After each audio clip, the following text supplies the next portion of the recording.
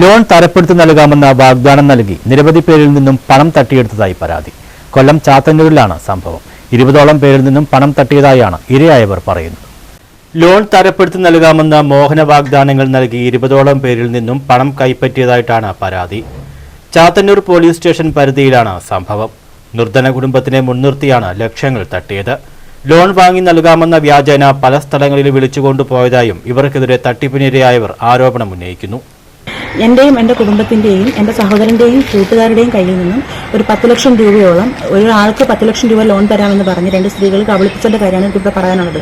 ഞങ്ങൾ പാവപ്പെട്ട ഒരു കുടുംബത്തിലായിരുന്നു. ഞങ്ങൾക്ക് ലോൺ തരാം, നിങ്ങൾക്ക് വീട് മേടിക്കാം എന്നൊക്കെ പറഞ്ഞ മോഹന വാഗ്ദാനങ്ങളൊക്കെ തന്നിട്ട് ഞങ്ങളുടെ കയ്യിൽ നിന്നും 10 ലക്ഷം രൂപ, ഒരാൾക്ക് 50,000 രൂപ വെച്ച് 20 പേരെ കയ്യിൽ നിന്നും 10 ലക്ഷം രൂപയോളം ഈ 2 സ്ത്രീകൾ കൈക്കലാക്കി. പോളയത്തോടെ എന്നുള്ള ഒരു അനീഷയും തഴുത്തലെന്നുള്ള ഒരു രമ്യാണ് ഞങ്ങളുടെ കയ്യിൽ നിന്ന് പൈസ വാങ്ങിച്ചിട്ട് പൈസ വാങ്ങിച്ചിട്ട് ഓരോ ദിവസം തരാമെന്ന് പറഞ്ഞിട്ട് പല സ്ഥലങ്ങളിൽ ഞങ്ങളെ കൊണ്ടുപോയി. എറണാകുളത്ത്, തിരുവനന്തപുരത്ത്, പിന്നെ തമിഴ്നാട്ടിൽ, അങ്ങനെ പല സ്ഥലത്തും ഞങ്ങൾക്ക് അവിടുന്ന് പൈസ കിട്ടുന്നതെന്ന് പറഞ്ഞ് ഇവിടെ സ്വർണ്ണക്കടയിൽ കൊണ്ടുപോയി. അങ്ങനെ പല സ്ഥലത്തും കൊണ്ടുപോയി.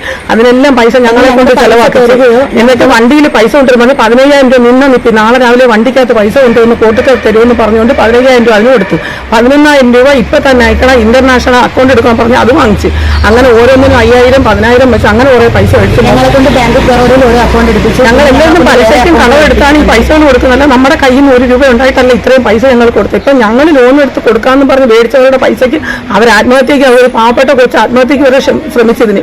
ഇവർ പരസ്പരം സന്ദേശങ്ങൾ പങ്കുവയ്ക്കുന്ന വീഡിയോയും വാട്സപ്പ് സന്ദേശങ്ങളും പുറത്തുവിട്ടു. സിറ്റി പോലീസ് കമ്മീഷണർക്കും പരാതി നൽകിയതായി പണം നഷ്ടപ്പെട്ടവർ പറയുന്നു. ന്യൂസ് ബ്യൂറോ, കൊല്ലം.